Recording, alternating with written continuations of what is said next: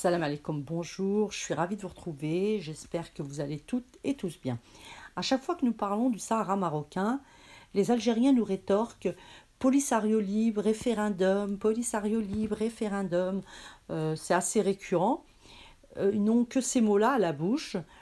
Donc, vous souhaitez libérer ce pseudo-peuple sahraoui. Bon, j'ai envie de vous répondre, nous aussi, nous le souhaitons. Donc je vous invite à regarder cette photo. Donc chaque flèche indique en fait tout ce mur de sable construit par l'Algérie donc à Tindouf. Donc c'est une photo des camps de Tindouf. C'est une prison à ciel ouvert. Vous souhaitez leur liberté, soit. Alors pourquoi les retenir enfermés? Libérez-les. Ils ne rêvent que d'une chose, c'est rejoindre leur mère patrie, le Maroc. En réalité, vous ne souhaitez pas les libérer. Ils sont vos otages, ils sont vos pantins que vous agitez pour quémander de la nourriture. Vous êtes franchement désarmant de contradictions. L'autre mot, c'est référendum. Je sais l'importance que ce mot revêt pour vous. La France a abandonné sa création, l'Algérie, à cause justement de ce référendum soumis au peuple français. Donc ce mot référendum est lié à tout jamais à votre histoire. Je vais donc éclairer vos petites lanternes. Vous semblez ignorer ou oublier.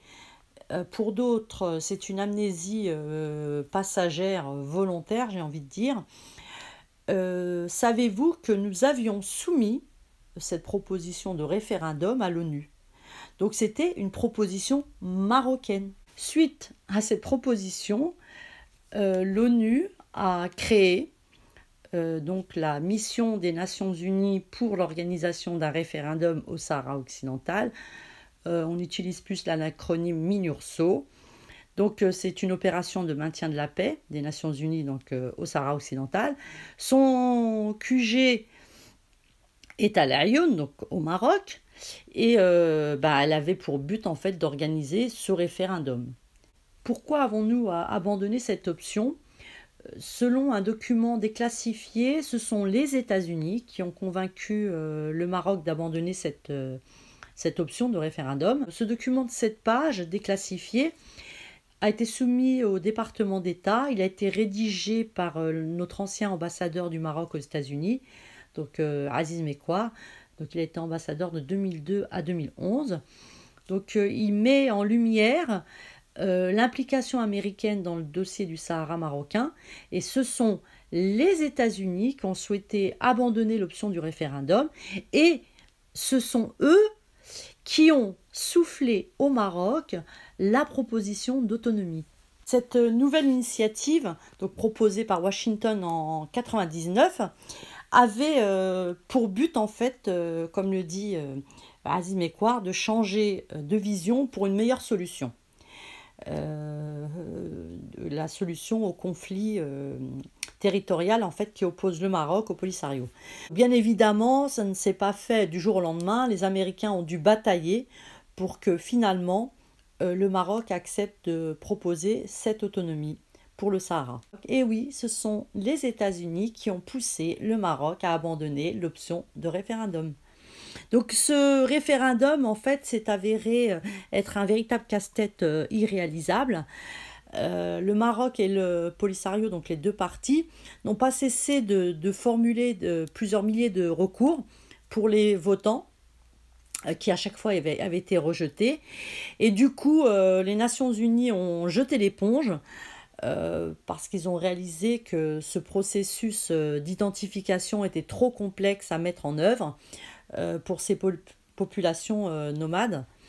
Donc, les deux raisons pour lesquelles ils ont poussé le Maroc à abandonner cette option, la première, c'est que ce vote aurait créé un gagnant-perdant et ça aurait eu pour conséquence en fait, de provoquer une tension considérable et une reprise probable de la violence dans la région entre le Maroc et le Polisario. De nombreuses actions ont été menées pour persuader Feu Sa Majesté Hassan II à renoncer définitivement au référendum.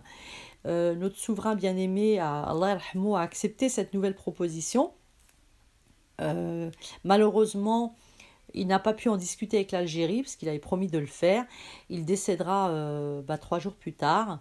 Notre roi, Mohamed Satis Allah Nasro, monte sur le trône. Il se verra proposer cette nouvelle initiative américaine en septembre 1999. Elle incluait un accord cadre de souveraineté et d'autonomie. Et cette proposition était connue sous le nom d'accord cadre. Le Maroc finit par accepter ce plan, mais bien évidemment le Polisario et l'Algérie l'ont refusé. Roulement de tambour, en 2003, quelle ne fut pas la surprise du Maroc de constater que Baker, donc c'est l'ancien envoyé personnel du secrétaire général des Nations Unies, avait baptisé, ou plutôt rebaptisé, ce plan en plan Baker et qu'il était complètement différent de la proposition que le Maroc avait accepté d'adopter. Alors ne l'oublions pas que c'était sous impulsion américaine. Ce plan visait à abandonner le référendum et se diriger doucement vers une solution politique qui était censée protéger notre souveraineté sur notre Sahara, tout en accordant à la région une large autonomie. Donc c'est la consternation. Ce plan réintroduit l'organisation d'un référendum d'autodétermination après une autonomie de 5 ans. La grande question que va se poser le Maroc, c'est Baker s'exprimait-il au nom des États-Unis?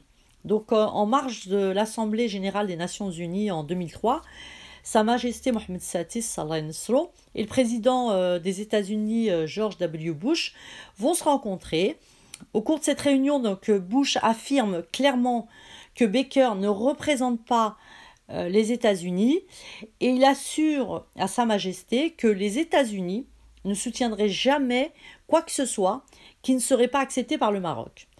Il va demander à Sa Majesté de présenter sa propre proposition d'autonomie. Les États-Unis ont déclaré dans ce rapport qu'ils n'appuieraient jamais une initiative visant à contraindre le Maroc à adhérer à un résultat qu'il n'accepterait pas. Donc il faisait allusion à la souveraineté du royaume sur le Sahara.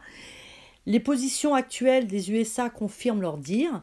Le Wall Street Journal a révélé que Washington s'est opposé formellement à l'indépendance de ce territoire, qu'il n'y aurait jamais de nouvel État en Afrique et que ceux qui espéraient un jour voir le drapeau de cette pseudo-race se lever dans nos Sahara marocains risquent d'être très déçus par l'administration Trump.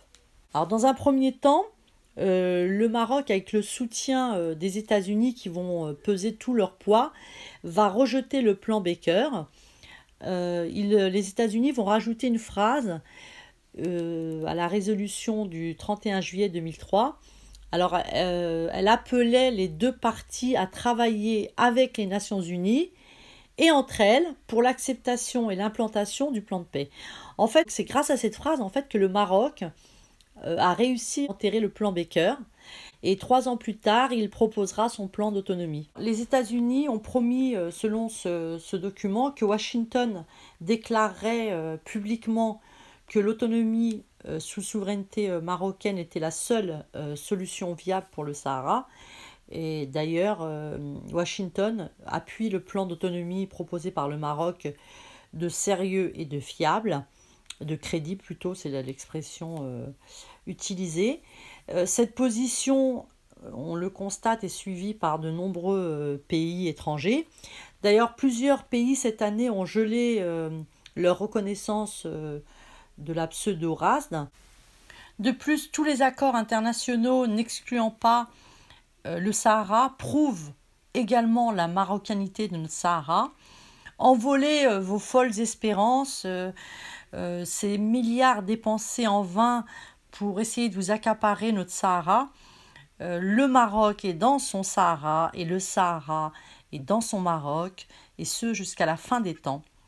Je trouve que nous sommes bien trop gentils de laisser cette proposition d'autonomie sur la table des négociations et je sais que beaucoup de mes compatriotes partagent mon avis.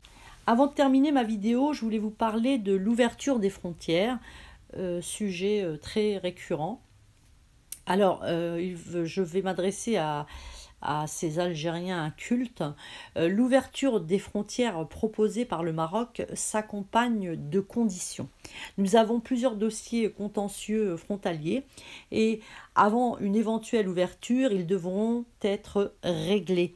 Donc il s'agit, pour vous rafraîchir un peu la mémoire, puisqu'elle semble être assez défaillante, l'indemnisation des 350 000 Marocains expulsés le jour de l'Aïd en 1975.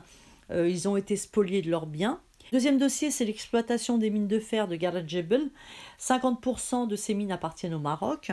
Côté algérien, vous réclamez la ratification de la Convention de Tlemcen, donc qui a été adoptée en 1972 et qui a été finalisée, je crois que c'est le sommet de l'OUA, si je ne dis pas de bêtises, en 1972 à Rabat. Donc vous l'avez ratifié en 1973. Le Maroc ne l'a pas ratifié. Alors j'ai vu assez d'âneries sur ce traité sur Twitter, c'est effarant. Donc le Maroc n'a pas ratifié ce traité en 1972, puisque le Maroc n'avait pas de parlement de 1972 à 1977. Il n'est pas rentré dans l'ordre juridique marocain. Il est apparu, certes, dans le journal officiel, mais cette parution, en fait, n'a aucune valeur juridique. Cet accord, signé par le roi, n'a jamais été ratifié par le Parlement marocain, puisqu'il implique implicitement le principe de l'intangibilité des frontières, qui étant contesté par les Marocains. J'ai lu sur Wikipédia que nous avions ratifié ce traité en 92, ce qui est complètement faux. Donc j'ai remarqué aussi que beaucoup confondaient le traité de Marniya avec celui de 72. Donc je ferai une vidéo pour parler un peu d'histoire de la délimitation des frontières marocaines et des différents traités, Charles. Je vous remercie de m'avoir suivi. J'espère que ma vidéo vous a plu. Je vous souhaite une bonne fin de journée. Je vous dis à très bientôt, Inch'Allah. Portez-vous bien. Salam alaikum. Au revoir.